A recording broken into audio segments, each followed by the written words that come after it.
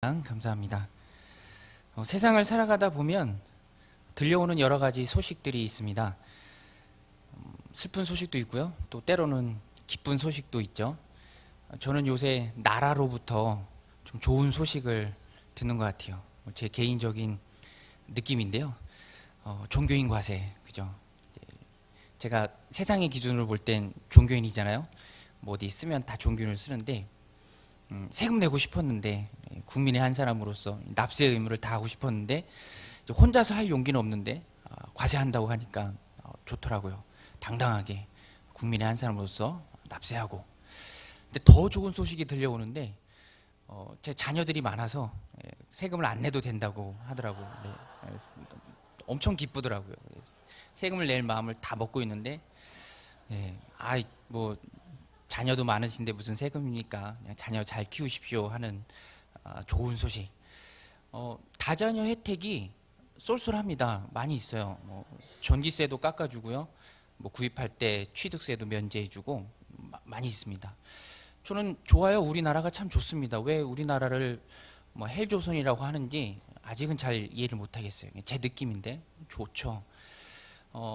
사람이 살아가면서 겪는 여러 가지 문제가 있는데 어느 정도는 지도자의 어떤 의지에 의해서 또 나라의 정책에 의해서 좀 도움을 받고 해결을 받을 수도 있습니다.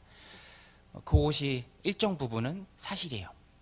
저는 이번에 포항에서 지진이 나서 수능이 연기됐는데 왜 연기했을까라고 처음에 생각했는데 좀 돌이켜보면 그것도 참 잘한 선택이다라는 생각이 들어요. 왜냐하면 나라 전체가 포항의 수험생들을 품었잖아요. 당황하는 그 수험생들 23년 만에, 그러니까 1994년도에 처음 수능이 시작하고 정말 처음으로, 그것도 하루 전에 12시간 전에 포항의 수험생들 생각해서 연기하는 그런 초유의 사태가 자기들 때문이라는 걸 아는 사람들은 굉장히 고마워하는 마음을 갖겠죠.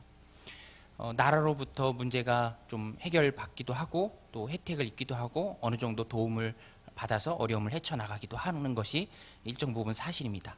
그러나 제가 말씀드리고 싶은 거는 그거예요. 거기까지입니다. 나라로부터 혹은 역량 있고 어떤 뭐 훌륭한 탁월한 지도자로부터 얻을 수 있는 유익은 딱 이 세상의 일에만 국한된 것입니다. 그러면 그때부터 문제가 대두되죠. 영혼이 중요한데 내 영혼의 문제는, 우리를 옥죄고 있는 이 죄의 굴레는 누가 우리를 죄로부터 자유롭게 하실 것인가? 죄와 사망으로부터 내 영혼을 구원시킬 것인가? 그런 문제가 대두되죠. 세상 지도자는, 세상 통치자는 그가 아무리 훌륭하고 아무리 탁월한 역량이 있는 지도자라 할지라도 내 영혼의 문제에 관해서는 단 1도 관여할 수 없는 존재입니다. 그때 보이는 분이 바로 우리 주님이죠. 우리가 묻는 그 질문, 그러면 내 영혼은 누구를 의지할 것인가? 누구를 의뢰하는가?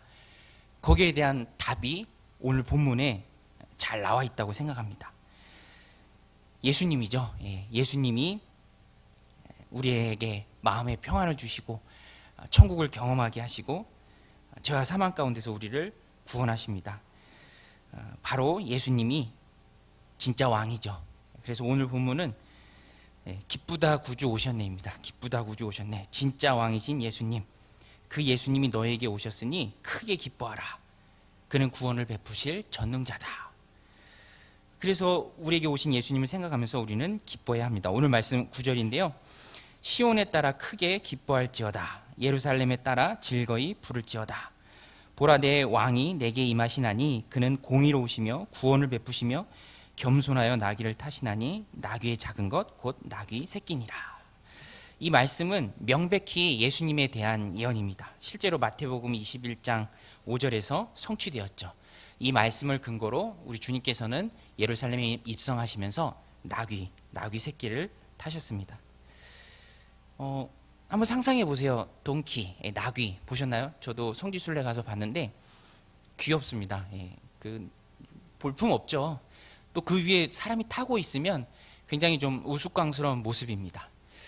그러나 우리는 그 모습을 굉장히 중요하게 봐야 합니다. 왜냐하면 그 모습이 나귀를 타신 하나님이신 예수님, 온 세상 모든 사람들의 육체와 영혼을 소유하신 그 예수님이 왕이시지만 하나님이시지만 그 볼품없는 나귀를 타고 오셨다.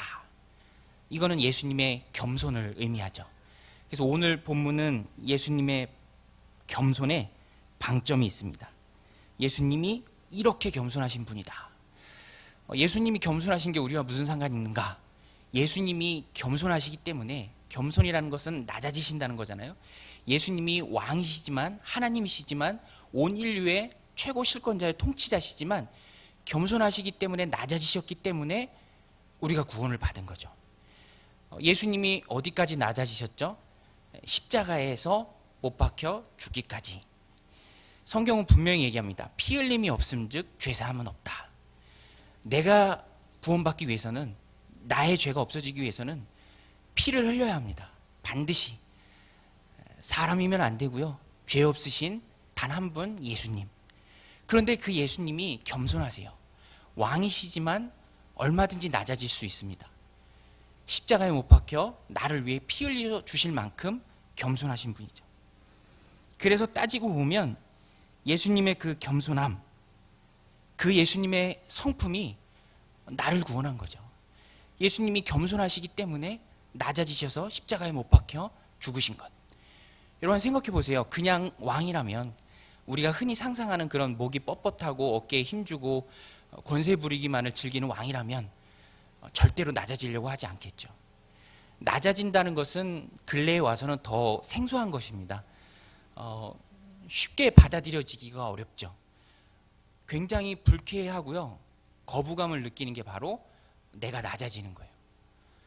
그 대통령 방중이 있었잖아요. 저는 좀 속상한 게, 물론 실리적인 외교로, 몸 낮추는 외교로 뭔가를 얻어야 되기 때문에 그래야 한다라고 한쪽에서는 항변하지만, 볼 때는 좀 마음이 서운하고 또 속상하더라고요. 왜냐하면 그런 마음이 있잖아요.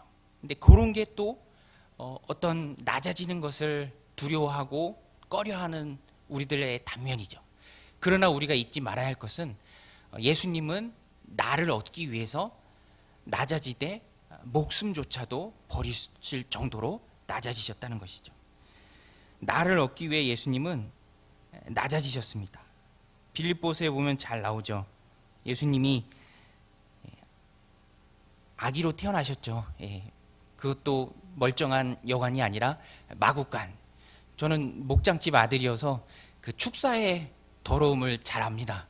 그냥 TV 화면에서 보는 초록 초원의 소들이 노는 그런 모습을 상상하시고 우리 집에 가끔 오시는 분들은 깜짝 놀래요. 그런 모습은 아니거든요. 근데 예수님 마구간이 말 축사잖아요. 그리고 표현이 좋아서 그냥 말 구유지, 얼마나 찢은 때가 덕지덕지 붙은 말 밥그릇이겠습니까? 예수님이 그곳으로 오셨고 아기로 태어나셨기에 부모의 말씀에 순종하면서 자라셨고, 또 공생이 시작한 이후에는 정말 엉터리 같은 사람들한테 온갖 조롱과 비아냥, 나중에는 인간이 당해야만 했던 모든 고뇌와 번뇌는 다 당하셨고, 심지어는 사랑하는 사람들로부터 배신도 당하셨고, 나중에는 정점에는 십자가에 못 박혀 죽으셨죠. 예수님의 이런 겸손이 있기 때문에, 이런 낮아짐이 있었기 때문에, 큰 희생이 있었기 때문에 오늘 우리가 구원을 받은 것입니다. 예수님의 낮아지심, 이 겸손, 세상 어디서도 찾아볼 수 없는 것이죠. 죄인을 향한 예수님의 지독한 사랑, 그 희생, 그것이 바로 예수님의 겸손이고 낮아지심이고, 그래서 내가 구원을 받은 것입니다. 오늘 저와 여러분은 이런 예수님의 사랑의 큰 수혜자들입니다. 그리스도의 순종, 십자가 순종, 그리스도 예수님의 겸손, 우리에게는 큰 축복이죠.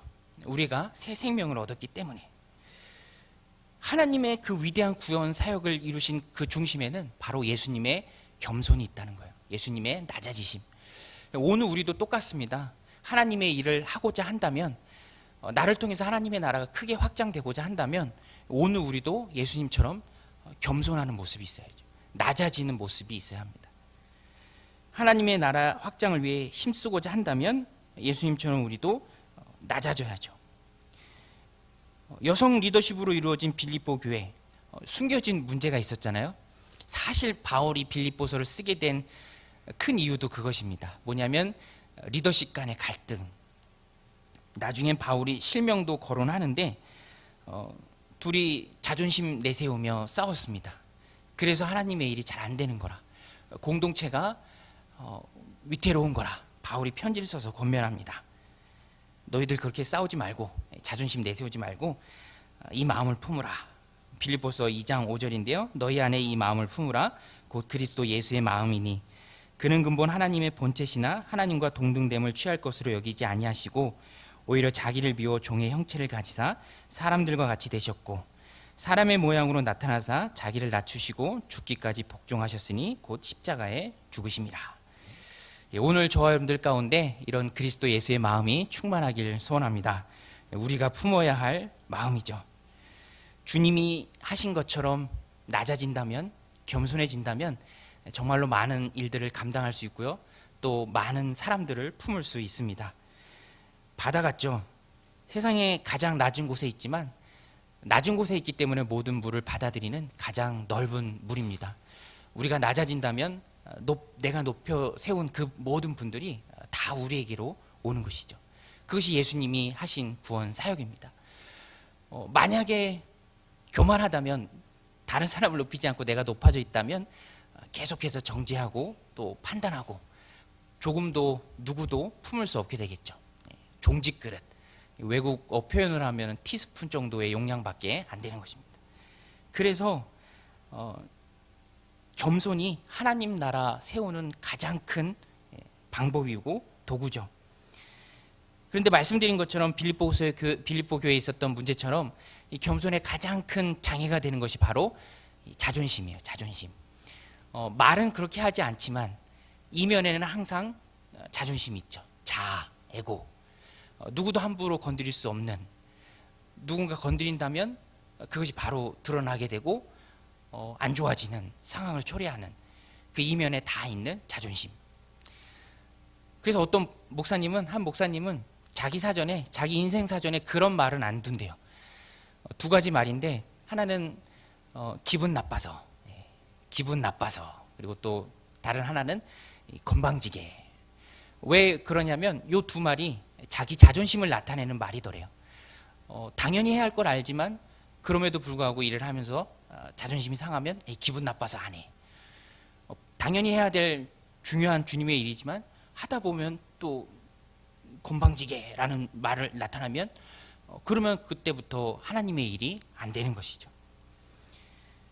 빌립보 감옥에 갇혀있던 바울, 로마 시민권자였지만 낮아지기를 두려워하지 않았습니다.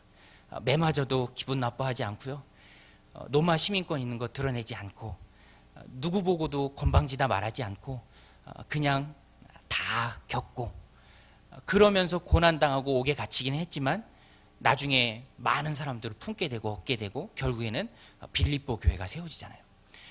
오늘 우리도 하나님께 쓰임받고 놀라운 하나님의 일을 하고자 한다면 내 자존심부터 내려놔야죠.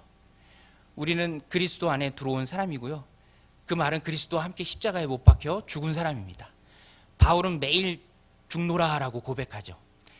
우리가 그리스도 안에 들어오고 매일매일 죽는 사람을 살 때 내 자존심이 아니라 하나님의 일을 귀히 여기고 그 일들을 감당하게 나가는 것이죠. 오늘 본문 말씀 10절에 보면 예수님께서는 평화도 주십니다. 마음의 화평. 오늘 말씀 10절이죠. 내가 에브라임의 병거와 예루살렘의 말을 끊겠고 전쟁하는 활도 끊으리니 그가 이방 사람에게 화평을 전할 것이요 그의 통치는 바다에서 바다까지 이르고 유브라다의 강에서 땅끝까지 이르리라. 오늘 우리가 그리스도 안에 들어와서 나는 죽고 예수님이 사는 삶, 내 자존심은 온데간데 없고 예수님만 드러나는 그 삶, 내 자존심보다 하나님의 일이 더욱 귀한 그 삶을 살아갈 때 하나님의 일이 되고요, 또 내 마음도 평안합니다. 왜냐하면 예수님이 우리에게 평안을 주셔서 우리는 하나님과 화목해지고 당연히 평안의 삶을 살아야 하는데, 내 마음 일부분이 어딘가에 묶여 있다면, 나뉘어져 있다면, 그것이 내 자존심이든 혹은 세상의 절반이든 내 마음의 한 부분이 그곳으로 가 있다면 우리는 평안을 느낄 새가 없는 것이죠.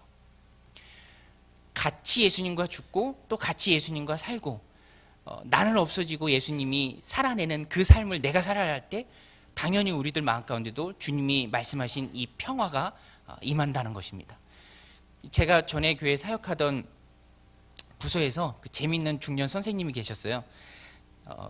말씀하실 때마다 막 재밌게 말씀하시는데 교사회에 하고 이렇게 나누는 시간이 있어서 돌아가면서 나누는데 그분이 그런 얘기를 하더라고요. 예전에 딸이, 지금은 컸는데 예전에 딸이 초등학교 앞에서 파는 조그만 병아리를 하나 사왔대요. 삐약삐약 200원 300원에 팔잖아요. 근데 그게 대부분은 다음날 그냥 죽습니다. 일어나 보면 막 베개에 깔려서 죽어 있고 막 다 그런데 간혹 아주 강건한 아이들은 오래 살아남아요. 근데 딸이 사온 그 병아리가 강건했나 봐요.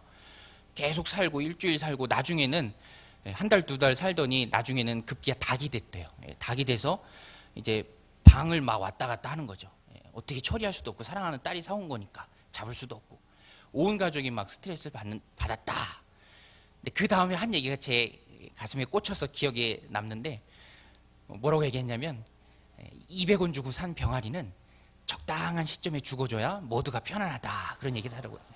200원 주고 산 병아리는 적당한 시점에 죽어줘야 편안한 거예요. 근데 그게 안 죽고 계속 자라나고 닭이 돼서 온 사방천지를 휘젓고 다니면 그것만큼 힘들 게 없다는 거예요. 근데 오늘 우리도 영적인 면에서는 똑같습니다. 그리스도 안에 들어왔고요, 하나님의 자녀가 되었고, 나는 그리스도와 함께 십자가에 못 박히고 나와 함께 예수님이 사는 그 삶을 살아야 되는데 아직도 내 자아가 살아있고 내 자존심이 살아있고 내 에고가 시퍼렇게 살아있으면 그건 그냥 큰 닭에 불과하죠. 여기저기 돌아다 열심을 내면 낼수록 상처를 더 많이 주고 일을 하면 할수록 더 많은 어려움이 찾아오는. 그래서 오늘 우리는 겸손입니다. 겸손. 예수 그리스도의 겸손. 나보다 남을 낮게 여기는 겸손. 나는 낮아지는 겸손. 나는 죽고 예수님이 사는 겸손. 그러면 그것이 바로 하나님께 꼭 붙들림 바 된 삶이죠. 오늘 우리가 예수님이 나를 구원하셨고 예수님이 내 마음 가운데 평안을 주시는 이유에도 불구하고 내가 근심하고 염려하고 평안이 없고 자꾸만 혼란스러워하는 이유가 뭐죠? 그것은 내가 아직 살아있기 때문이고, 또 바꿔 얘기하면 내가 주님과 아주 꼭 묶여 있지 않기 때문에 그래요. 좀 묶는 그 끈이 좀 느슨해져 있던가 그래요. 그래서 보는 것마다 유혹이 되고 보는 것마다 나를 끌고 가게 되고 내가 마음을 빼앗기게 되고 내 마음도 나뉘게 되고 온전히 하나님께 집중하지 못하게 되는 것이죠. 제 친구가 20대에 결혼한 친구가 있는데요, 저희 동기들 중에 신학교 동기들 중에 가장 먼저 결혼했는데 그 친구가 그런 얘기를 해요. 자기는 일찍 결혼하니까 너무 좋대요. 행복하다, 너무 좋다, 이렇게 마음이 평안할 수가 없다. 저희들이 궁금해서 묻죠. 뭐가 그렇게 좋은가?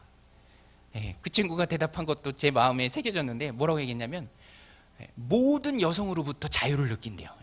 자기는 이미 결혼했기 때문에. 그 친구가 금방 사랑에 빠지는 친구였는데 막 누가 조금만 친절하게 해줘도 막 혼자 고민하고 그러는데 이제는 더 이상 그럴 일이 없는 거예요. 자기 아내가 있기 때문에. 싱글들은 그렇지 않죠. 모든 이성이 잠재적 연애 대상이니까 잘 보여야 되고 막 고민해야 되고 밀당해야 되고 그 자체가 스트레스인데 이제는 그게 없어졌다는 거예요. 오늘 우리도 영적인 면에서는 똑같습니다. 하나님께 매였기 때문에 하나님이 내 삶의 주인이고 하나님이 영광 받으실 분이고 나는 하나님과 꼭 매였기 때문에 꼭 매이면 꼭 묶이면 더 이상 끌려가지 않는다는 거죠. 오늘 말씀 두 가지입니다. 예수님의 겸손이 나를 얻었고요, 구원했고요, 또 예수님이 주신 하나님과 우리 사이를 있던 그 죄악의 굴레 막힌 담 다 헐어버리셔서 당연히 우리는 세상 가운데, 세상은 경쟁이 있고 너무너무 각박한 곳이지만 그럼에도 불구하고 우리는 예수님이 평화를 주시기 때문에 평화를 누려야 합니다. 오늘 예수님처럼 겸손함으로 공동체를 든든히 세워가시고요, 또 주님이 주시는 그 평안, 주님과 꼭 묶인 상태로 힘있게 받아 누리는 저와 여러분 되시기를 주님의 이름으로 축원드립니다. 같이 기도하시겠습니다.